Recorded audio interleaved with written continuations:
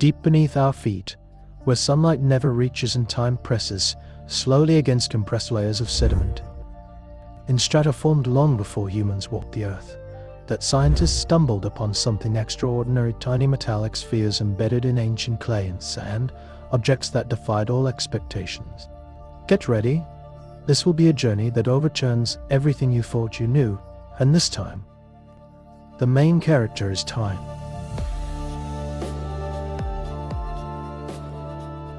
These spheres, no larger than a grain of sand, were found across multiple continents. They were composed of metals rarely found in such purity in nature: iridium, platinum, titanium, and other trace elements typically associated with meteorites or industrial processes. Their surfaces were smooth, sometimes pitted as if melted, and solidified at extreme temperatures. In some samples, the spheres were hollow. In others, they contained layers of different alloys, like tiny engineered onions. Initially, these discoveries were dismissed as contamination. Perhaps modern industry had somehow polluted the cores taken from deep Earth. But as researchers examined samples dating back tens of millions, then hundreds of millions of years, the anomalies persisted.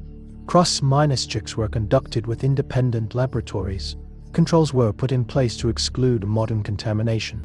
Time after time, the spheres turned up, each from a different era, each with a composition that matched nothing else in its surrounding matrix. The consistency was puzzling. Natural processes produced randomness: volcanic glass shards, meteorite fragments, nodules formed around organic cores, but the spheres exhibited uniformity in size and distribution across vast geographical areas. They appeared in distinct layers, as if dropped from the sky or released across the land at specific moments in time. The pattern mirrored distributions of fallout from modern nuclear tests, which sprinkle isotopes and microparticles over broad regions. Yet these ancient particles predated such technology by millions of years. Chemical analysis further deepened the mystery. Iridium is extremely rare in Earth's crust but abundant in asteroids. Its presence often marks impact events.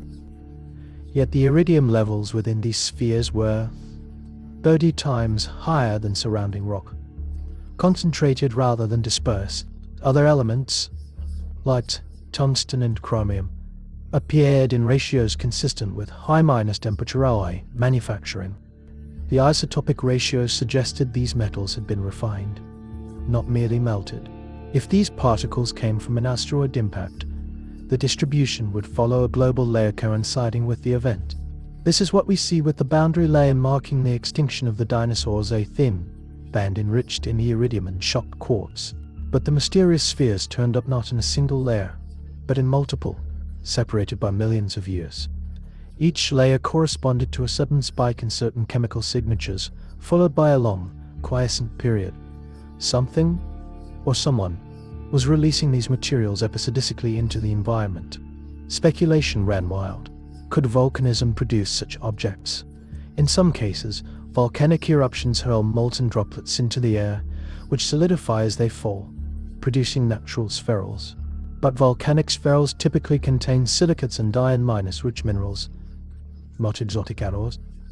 Could lightning smelt metals in situ? Lightning can fuse and into glass, creating a few elgurites. But again, the composition differs and the distribution is localized. Could meteoritic ablation create metal beads? Possibly, but such beads should accompany known impact layers, which they do not. For a time, these anomalies were relegated to the fringe, lumped with stories about place artifacts. Yet, as analytical techniques improved, more inconsistencies came to light. Alongside the spheres, scientists discovered microscopic tubes and filaments of metallic composition embedded in the same ancient layers. Some were straight, others curved, with diameters on the order of micrometers. Their internal surfaces showed striations, as if extruded or drawn through dyes. The metals matched those of the sphere's alloys, with melting points too high for natural smelting. In certain samples, these tubes formed lattices, interlocking in a manner reminiscent of woven fabric or circuitry. Skeptics suggested these might be mineral pseudofossil silica. Pyrite or other minerals sometimes grow into minus-like shapes, but the chemical fingerprint again pointed to refined metals. and their arrangement suggested intention, not random crystal growth.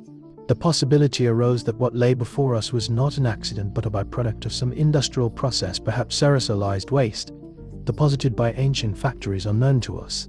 To understand the significance, we must consider scale. Earth is approximately 4.5 billion years old. If an industrial civilization lasted 10,000 years, its entire tenure would occupy less than 1/10⁻1,000% of Earth's history. Finding traces of such a brief moment would be like finding a single page in a library of 4 million volumes. The fact that we found anything at all suggests either incredible luck or that the signals are far more robust than we imagined. Every industrial civilization must consume energy. To do so, it must alter its environment, burning fuels, refining metals, fabricating complex materials. These activities inevitably release by minus products soot, aerosols, chemical residues. In our own era, the global distribution of microplastics, soot deposits, and radioactive fallout could signal our existence millions of years from now. The ancient spheres and tubes might represent similar signatures, traces of energy generation and manufacturing on a scale large enough to distribute materials worldwide. As the news spread, geologists revisited old samples with new tests. A pattern emerged. Each layer containing metallic spheres was accompanied by changes in sediment composition, shifts in carbon and oxygen isotopes, and in some cases, thin bands of charcoal indicating widespread fires. The fires could be natural massive wildfires happen, but paired with allospherules, they hint at industrial accidents or uncontrolled energy releases. The evidence suggested events analogous to our own nuclear age, bursts of high energy, global dispersal of waste, followed by extinction or abandonment. In one striking instance, a core sample from a remote plateau showed not only metal spheres and tubes, but also a thin lens of glassy material similar to trinitite, the fuses and formed at the site of the first atomic bomb. This glass contained bubbles filled with rare gases and trace radiantals absent in natural volcanic glass. The age of this layer was estimated at 50 million years. No known natural event matches the combination of heat and composition needed to create such glass. Nuclear detonations release unique isotopic ratios, particularly of certain heavy elements in their decay products. Modern tests produce plutonium, cesium, and various rare isotopes that linger for thousands of years.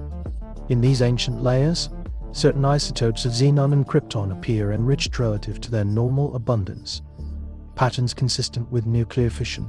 The presence of such isotopes was one of the most controversial findings. Skeptics noted that cosmic rays, pallion, and rare natural reactors could produce similar effects. Yet the combination metal spheres, tubes, trinitite-like glass, enriched gases all in a single layer defies easy explanation. The initial reaction from the broader scientific community was skepticism. Extraordinary claims demand extraordinary evidence. Alternative hypotheses were proposed: industrial contamination ruled out by careful controls, unknown volcanic processes, no natural geology matches, the full suite of anomalies, meteor impacts, timing and distribution inconsistent. Over years, as more samples were studied and more labs corroborated the results, the possibility that some technological process produced these artifacts could not be dismissed. If these particles are indeed industrial, what could have produced them? Modern industries produce metallic aerosols via melting and machining. They also produce microplastics, carbon nanotubes, and other engineered materials. Many of these can survive long periods in sediment, though their composition changes with oxidation. The ancient spheres, however, show little corrosion. Their alloys are stable, resistant to oxidation, suggesting a sophisticated knowledge of materials science. This implies not only industry but advanced metallurgy, perhaps even a different technological base than our own. As the community grappled with these questions, a deeper philosophical issue was what constitutes a civilization. Must it leave behind monumental structures, or can its legacy be encoded in microscopic remnants? If we were to vanish today, what would future geologists find? Buried cities degrade metals, corrode glass and plastic, break down. But the isotopic and particulate signatures we emit, carbon dioxide, methane, microplastics, transuranic elements, will persist. It follows that a long-dead civilization might leave behind similar chemical signatures, and that we, by detecting them, can infer the existence of lost epochs without uncovering a single artifact. This chapter of our journey sets the stage. The anomalous spheres and tubes and deep rock layers may be debris from natural processes not yet understood, or they may be the first whispers of an industrial pulse long before us. If so, we must broaden our search, looking not for cities in stone but for chemistry in clay, not for tools in the open but for isotopes in ice. The quest to uncover ancient industry moves from archaeology to geology to chemistry. It invites collaboration across disciplines and demands humility, the awareness that we might not be the first to burn fossil fuels, melt metals, and alter the planet. As we close this section, we leave behind the microscrutskers and rock and venture toward the broader geochemical record. The next clues lie not only in metals, but in the very chemistry of the Earth's signals written in isotopes and elements that track the planet's breath. By understanding how our own activities imprint on the environment, we can better recognize the signatures left by those who might have come before. And so, with curiosity sharpened by the tiny spheres in our hands, we take another step along the river of deep time. If the metallic spheres and tubes hint at an industrial signature, the next step is to widen our perspective. Civilizations, whether human or otherwise, leave behind chemical fingerprints that transcend individual artifacts. These signals are written into the atmosphere, oceans, and soil, persisting for millions of years. Scientists call this the geochemical record, a vast planetary archive chronicling every volcanic eruption, asteroid impact, and perhaps every technological age. In our own time, we are actively reshaping this record. Carbon dioxide levels in the atmosphere are rising at a rate unprecedented in the last 800,000 years. Methane, nitrous oxide, and synthetic halicorns add to the chemical imbalance. These gases are not confined to the air, they dissolve into oceans, bind with sediments, and eventually become sealed within rocks. If humans vanished tomorrow, future geologists could still detect the spike in greenhouse gases for millions of years. One of the clearest markers of industrial activity is the carbon isotope ratio. Carbon exists in several isotopic forms, primarily carbon-12 and carbon-13. Plants preferentially absorb the lighter isotope, carbon-12, while heavier carbon-13 accumulates differently. When we burn fossil fuels, plants long buried underground, the atmosphere's carbon-12 content spikes. This Swiss effect is a signature of industrial fossil fuel combustion. The same isotopic imbalance could, in theory, reveal the existence of past civilizations that relied on similar energy sources. But carbon is not the only element that betrays industrial processes. Nitrogen isotopes, altered by synthetic fertilizers, could also serve as indicators. In our era, vast quantities of nitrogen are pulled from the atmosphere through the Haber-Bosch process, used to fertilize crops. This influx alters the nitrogen balance in soils and waterways, leaving a telltale enrichment in nitrogen-15. If an ancient civilization had industrial agriculture, it might leave behind similar isotopic anomalies in ancient sediment layers. Radioactive isotopes provide another unmistakable signature. Nuclear testing and energy production release unique isotopes, like plutonium-239 and cesium-137, which do not occur naturally in significant amounts. These elements decay over tens of thousands of years, meaning our own nuclear age will leave behind an unmistakable scar. Likewise, if any prior civilization developed nuclear technology, its isotopic trail might still be detectable today embedded in rock, ice, or marine sediment. To test this hypothesis, researchers analyze deep-seek, or spanning hundreds of millions of years. These cores act like time machines. Layer upon layer of sediment builds up slowly, preserving chemical traces from every era. Within certain intervals, geochemists detected sudden shifts in carbon isotopes, trace metal concentrations, and rare radioactive elements. Some of these changes correspond to known natural events, like mass extinctions caused by volcanic eruptions or asteroid impacts.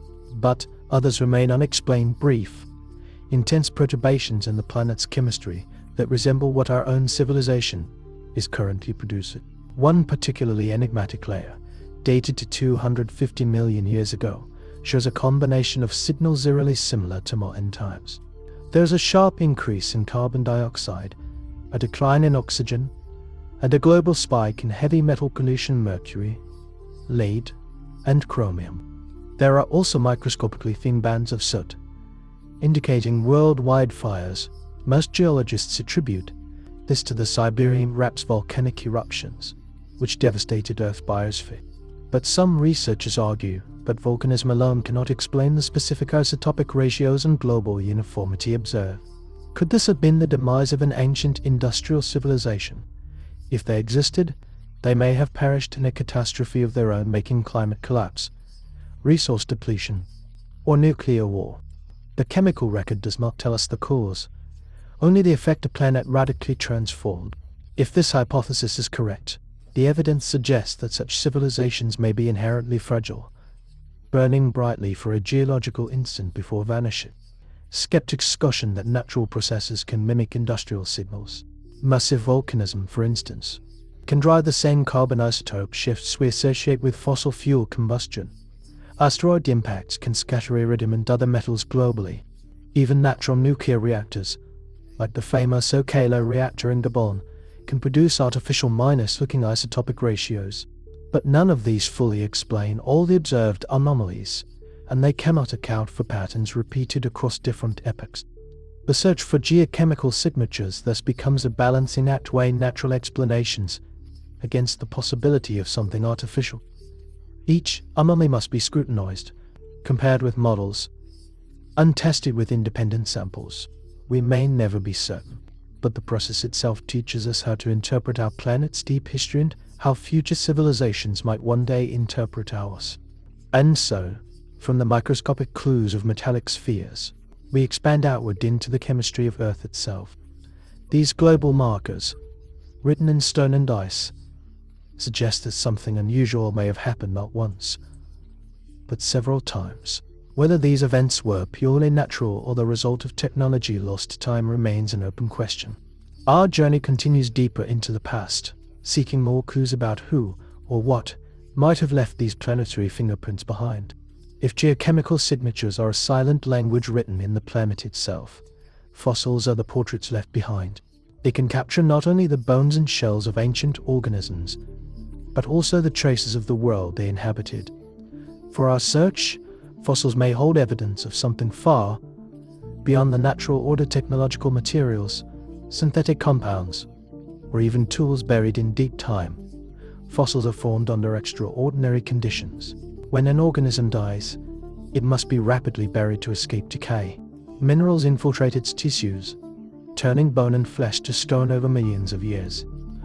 This same process can intermother objects, man-made artifacts, if any existed, preserving them far longer than normal surface erosion would allow. We have already found rare examples from our own era: shipwrecks preserved in anaerobic mud, ancient cities buried beneath volcanic ash, even plastic waste embedded in coral reefs. Extrapolated across geologic time, it is not impossible that traces of a prior civilization might be fossilized alongside extinct species. But what kind of evidence will we realistically find? Stone tools endure, but they are indistinguishable from natural rocks after erosion. Organic materials decay, even metals corrode. Fossils containing fragments of synthetic polymers or alloys would stand out as truly anomalous. Plastics, for instance, degrade but do not fully vanish. They fragment into microplastics, which can become embedded in sediments and shells. Future paleontologists studying our epoch will find plastic particles in nearly every fossilized shellfish, fish, and seabird. This plasticlomerate rock fused with melted plastic is already being discovered on modern beaches. Alloys present another clue. Humans have developed combinations of metals that do not naturally occur, such as stainless steel, titanium-aluminum alloys, and advanced composites. These materials are remarkably durable, resisting corrosion for thousands or even millions of years if buried in stable conditions. Imagine a skyscraper's steel beams collapsing into sediment and slowly becoming mineralized.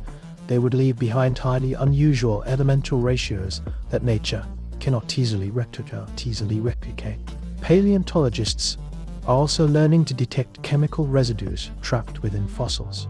Pigments, proteins, and even fragments of DNA have been recovered from dinosaur bones over 70 million years old. If we can extract such delicate molecules, it is conceivable we might one day identify industrial pollutants or synthetic chemicals from a lost epoch. Persistent organic pollutants like PC, BS and PF, they say are designed to resist breakdown, and they bind tightly to living tissues. If another civilization manufactured them, they could still be present in fossilized organisms today. However, interpreting such evidence is far from simple. Our fossil record is incomplete and biased toward environments where preservation is most likely river deltas, lake beds, shallow seas. Entire civilizations could rise and fall in mountainous or arid regions and leave almost nothing behind. Most of Earth's surface is recycled by tectonic activity, erasing even massive structures over millions of years. The deepest fossil records we have access to represent only fragments of the planet's full history. Some paleontologists point to mass extinction events as potential windows into lost civilizations. When life collapses suddenly and globally, unusual factors may be at play. Take the End-Cretaceous extinction 66 million years ago, which wiped out the non-Savian dinosaurs. We attribute it to an asteroid impact, supported by the global iridium layer and a massive crater in the Yucatan Peninsula. But could there have been other contributors like industrial collapse, nuclear detonations, or chemical contamination hidden within the fossil record? If so, the evidence would need to be extraordinarily subtle to have evaded detection for so long. Ultimately, fossils force us to confront the scale of deep time. Even if we were to vanish today, our cities would crumble, our satellites would fall, and our oceans would reclaim the tourists. A few relics might survive underground structures, nuclear waste repositories, buried plastics, and fossilized remains of our species. If we imagine an earlier civilization, it is likely their legacy would be even more elusive. Without an extraordinarily durable signature, they could be as invisible as ghosts in the rock, and so the fossil record, vast yet incomplete, challenges us. It whispers of countless worlds lost to time. It offers tantalizing anomalies but few certainties. The clues, if they exist, are scattered fragments locked in stone, awaiting the patient hands and open minds of those willing to search. As we move forward, we must broaden the hunt beyond fossils, into the very architecture of the planet itself. The further we journey, the more it becomes clear time is not a uniform thread stretching infinitely in both directions. It is shaped, stretched, and compressed by the very forces that hold the universe together. In this chapter, we step into the world of Einstein's general theory of relativity, where gravity bends not just space but time itself. Imagine standing at the base of a massive mountain. To the naked eye, the landscape may seem still, yet deep beneath your feet, time is flowing differently compared to the summit. This isn't science fiction, it's a phenomenon known as gravitational time dilation. In places of stronger gravity, time literally slows down relative to regions where gravity is weaker. If you could stand next to a black hole, for example, minutes might pass for you while years pass for those observing from a distance. This bending of time has been confirmed again and again. Astronomers measure the redshift of light escaping from massive stars, evidence that the very fabric of time stretches as gravity pulls it.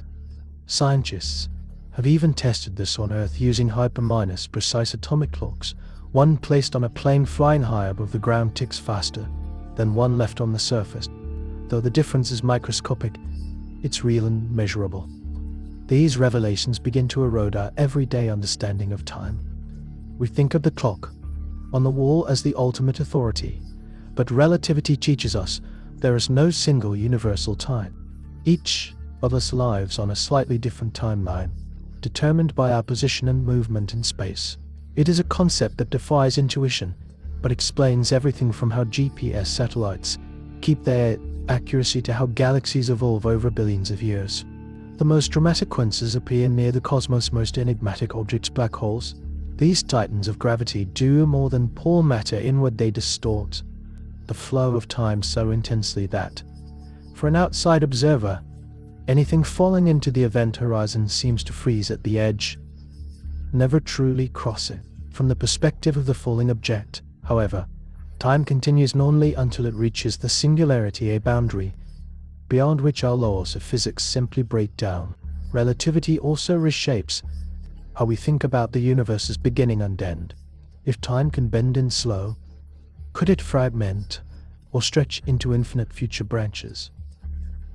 These questions hint at possibilities that may one day redefine cosmology as we know it. As we reflect on this chapter, the lesson is profound. Time is not a detached, neutral observer. It is as malleable as the space it inhabits, intertwined with every movement of energy and matter. It can be bent by gravity, accelerated by velocity, and perhaps, though we do not yet fully understand, ray-woven in ways that defy imagination. From here, our exploration will dive even deeper. If time can be stretched and slowed, might it also be reversible? Could the universe itself hold secrets of cycles farther than the Big Bang? The answers lie ahead in theories that bridge the cutting edge of physics with the oldest philosophical questions humanity has ever asked. As we step further into the depths of time's mysteries, the next question rises naturally. If time can be stretched and slowed, could it ever flow backward? Could the arrow of time reverse, allowing us to witness events that have already passed? Or is this a fantasy confined to fiction and thought experiments? To answer this, we must first understand what defines the arrow of time. On a macroscopic level, time's direction is tied to entropy, the universal tendency of systems to evolve from order to disorder. This principle, rooted in the second law of thermodynamics, explains why you can scramble an egg but never unline a scramble it, why smoke disperses from a candle but never reassembles. In short, entropy is the cosmic clock that points us forward. Yet entropy itself is not an unshakable dictator on the smallest scales. In the realm of quantum mechanics, the laws governing particles do not seem to care about time's direction. Subatomic events can run forward or backward without contradiction. This raises a provocative possibility. Could time's arrow be an illusion, emerging only when countless quantum interactions scale up to the world we perceive? Some physicists have proposed that time might indeed be symmetric on the most fundamental level. In such scenarios, the past and future could be mirror images, with the Big Bang not as the beginning of time but as a bridge, connecting two universes where time flows in opposite directions. One universe expands forward hours while the other expands backward. From our perspective, though to its inhabitants, their time flows forward just as naturally. Others explore the idea of closed time like curves, hypothetical paths through space minus time that loop back on themselves. These curves appear in certain solutions to Einstein's equations, suggesting that under specific conditions, one could travel back to a point in their own past. But the paradoxes are immediate and troubling. If you could go back and prevent your own birth, what would become of the traveler who made that choice? This is the classic grandfather paradox, a knot that neither physicists nor philosophers have fully untangled. Even if the mathematics allows it, nature may forbid such journeys through subtle mechanisms we have yet to discover. Many scientists suspect that reversing time on a large scale is impossible, not because the equations ban it, but because the universe's initial conditions set an irreversible direction. Entropy, like a 1-way avalanche, cannot climb back uphill. And yet, tantalizing hints remain. In the bizarre world of quantum physics, particles can become entangled, behaving as though they are connected across time as well as space. Some interpretations even suggest that effects can influence causes, a notion that challenges the very core of causality. Could these quantum anomalies, multiplied on a grand scale, ever allow us to nudge time itself? For now, the answers are out of reach, but the pursuit is invaluable. By questioning the arrow of time, we not only probe the boundaries of physics but also our own perception of reality. We are beings who live forward, who remember the past but not the future. To imagine that this flow could be different is to imagine a universe far stranger than we ever dared to believe. In the next chapter, we will turn from these theoretical musings to the tangible evidence etched in the cosmos itself. If time has a history, the universe carries its scars. Ancient light, fossilized in the cosmic microwave background, may hold clues to where our timeline began and where it might one day lead. As we move forward, let us look outward, beyond our planet and even beyond our galaxy, to the relics of time itself. If time has a history, the universe is its archive, and every corner of the cosmos is a page filled with clues about where we came from and where we may be going. The most compelling evidence of the universe's timeline lies in the cosmic microwave background, or CMB, faint glow of radiation left over from the earliest moments after the Big Bang. This light, now stretched into microwaves by billions of years of expansion, is a snapshot of the infant universe. Each tiny fluctuation in its temperature tells us how matter was distributed at that time, planting the seeds for the galaxies and stars we see today. Studying the CMB has allowed scientists to measure the age of the universe with incredible precision. We now estimate it to be 13.8 billion years old. But the CMB also raises new questions. Why is the temperature of this ancient light so uniform, even in regions that could never have interacted with each other? This puzzle has led to the theory of cosmic inflation, a brief period of exponential expansion that occurred in a fraction of a second after the Big Bang. Cosmic inflation would explain not only the smoothness of the CMB, but also why the universe appears flat on the largest scales. Yet, it opens the door to astonishing implications. If inflation happened once, could it happen again and again, spawning countless universes? This is the multiverse hypothesis, the idea that our universe might be just one bubble in an endless cosmic farm. But the CMB is not the only fossilized record of time's passage. Light from distant galaxies also says a time machine, because light takes time to travel. The farther we look into space, the further back we see into the past. Telescopes like Hubble and the James Webb Space Telescope allow us to witness galaxies as they were billions of years ago, the shapes and colors revealing how the cosmos has evolved over time. Some of these ancient galaxies challenge our understanding. They appear too large and too developed for the era in which they are observed. Could it be that we misunderstand how quickly galaxies form? Or could there be hidden variables, dark matter, dark energy, or even unknown forces that have shaped the universe's evolution in ways we cannot yet fathom? Dark energy, in particular, is one of the greatest enigmas of modern cosmology. This mysterious force appears to be accelerating the expansion of the universe, stretching space itself at an ever-increasing rate. If this acceleration continues indefinitely, galaxies will drift so far apart that distant starlight will fade from view, leaving us in a cold, lonely cosmos. But if dark energy's nature changes, the universe could face a very different fate: a catastrophic collapse, or perhaps a violent tearing apart of space minus time itself, the Big Rip.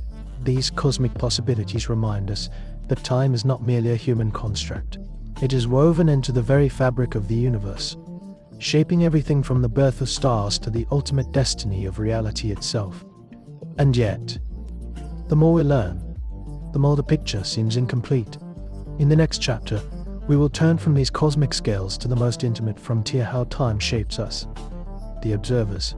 How does our biology, our memory, and even our emotions warp the way we experience the passage of time? This, perhaps, is the mystery closest to home. Time is not only written across the stars and galaxies, it is also etched into us, the observers. Unlike cosmic time, which unfolds with an impartial rhythm, human time is deeply subjective. Each breath, each memory alters the way we perceive its passage. From the moment we are born, time begins shaping our biology. Our cells divide and age, guided by molecular clocks within our DNA.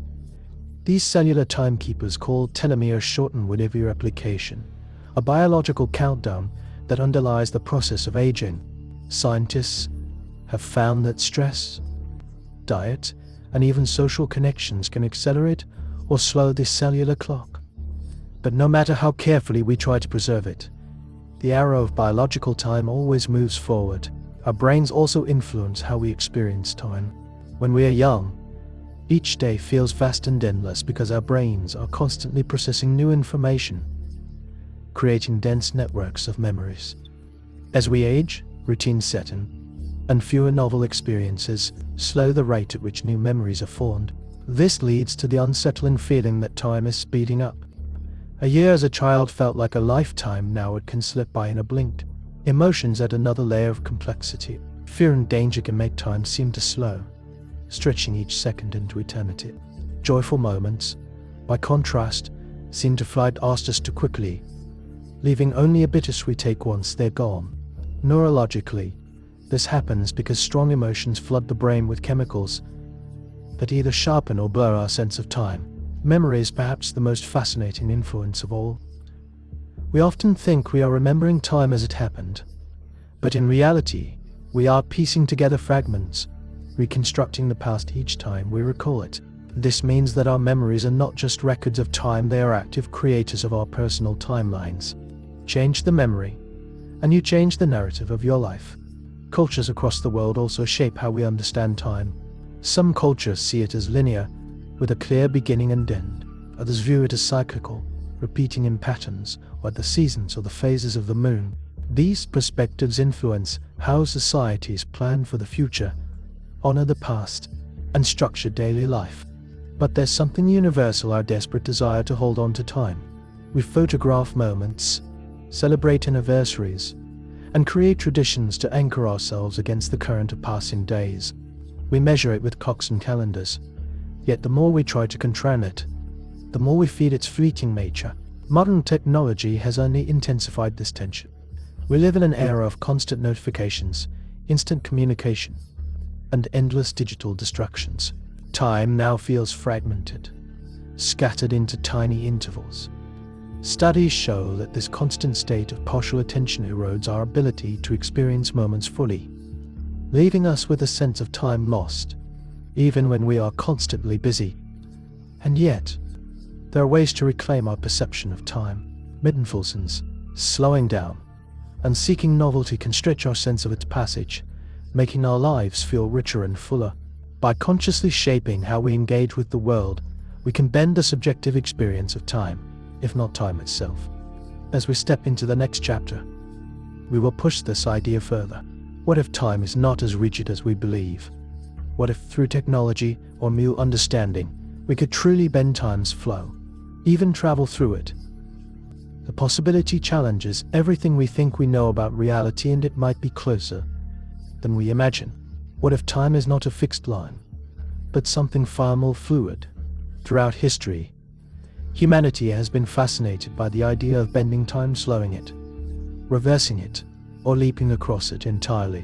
While these concepts once belonged only to myths and stories, modern science is beginning to ask whether such feats might one day be possible. At the heart of this question lies Einstein's theory of relativity.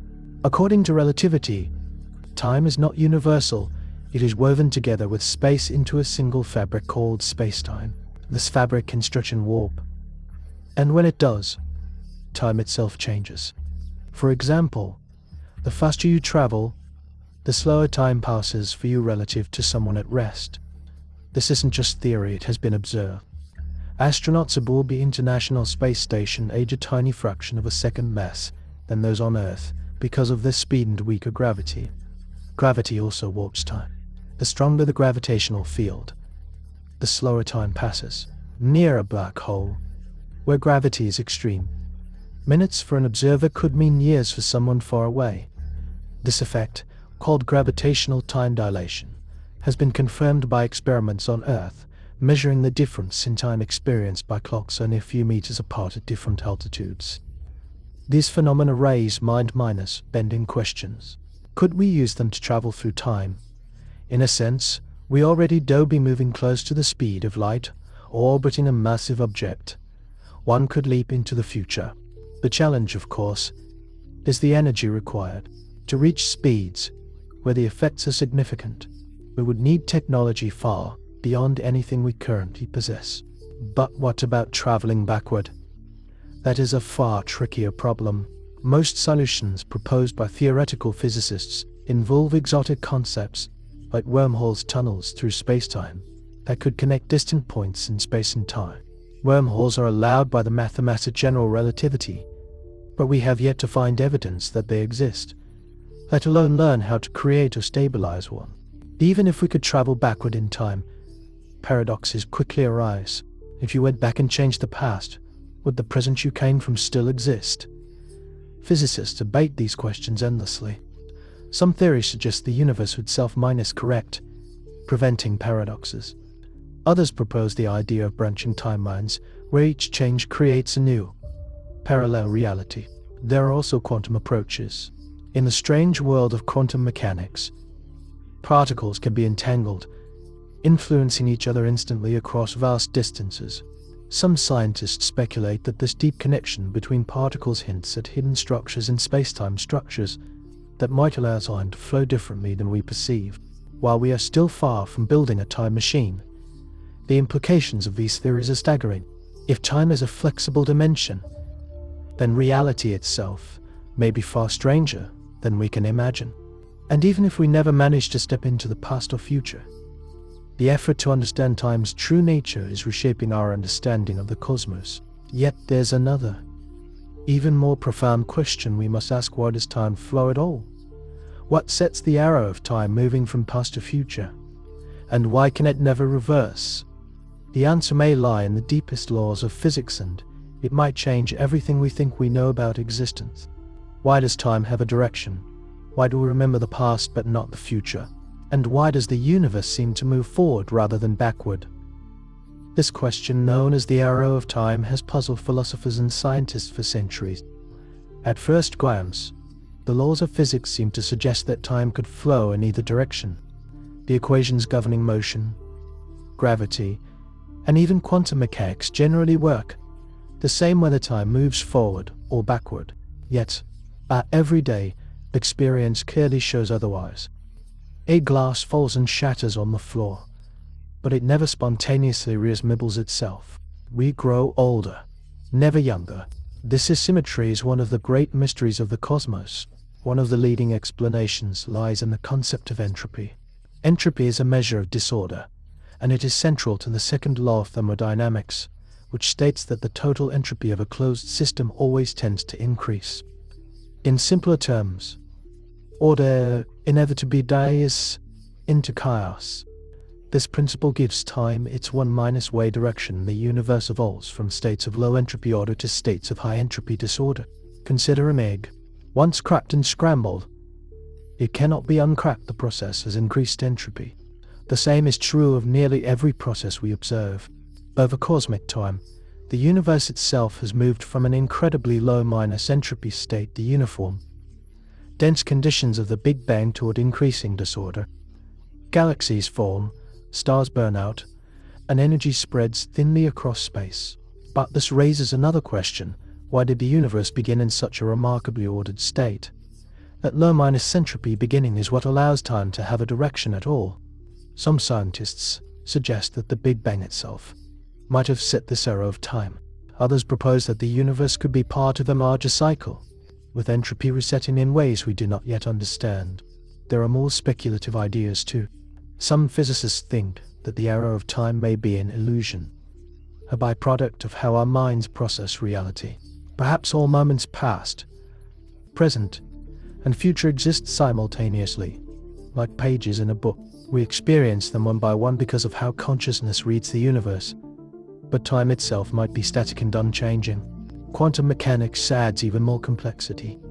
Certain interpretations suggest that every possible future already exists in a vast branching multiverse, with each decision and event spawning new timelines. In such a framework, the arrow of time may be tied to the way quantum states collapse, or appear to collapse when observed. Still, the increase of entropy remains the most accepted explanation. As the universe continues to expand and cool, it approaches a state known as heat death, where all energy is evenly distributed and no work can be done. In that distant future, time may lose all meaning, because nothing will ever change. And yet, despite the seemingly bleak picture, the arrow of time is what makes life, growth, and evolution possible.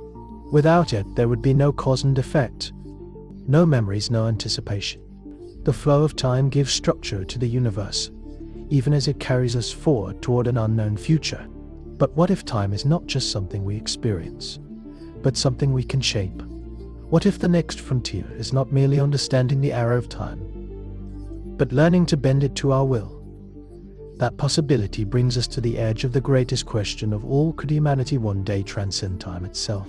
If humanity could ever transcend time, what would that truly mean? Would we break free from its relentless flow, or simply learn to navigate it as we do space? The question pushes us into a realm that blends science, philosophy, and imagination. At the most basic level, transcending time would require mastery of the laws that govern it. Current physics suggests that time is woven together with space, forming the four-dimensional fabric of the universe space-time. Einstein's theory of relativity shows that time can be stretched or compressed depending on gravity and velocity. We already know that astronauts orbiting Earth experience time slightly differently than we do on the surface. Could such effects be harnessed, scaled up, and controlled? One possible path is through extreme manipulation of gravity.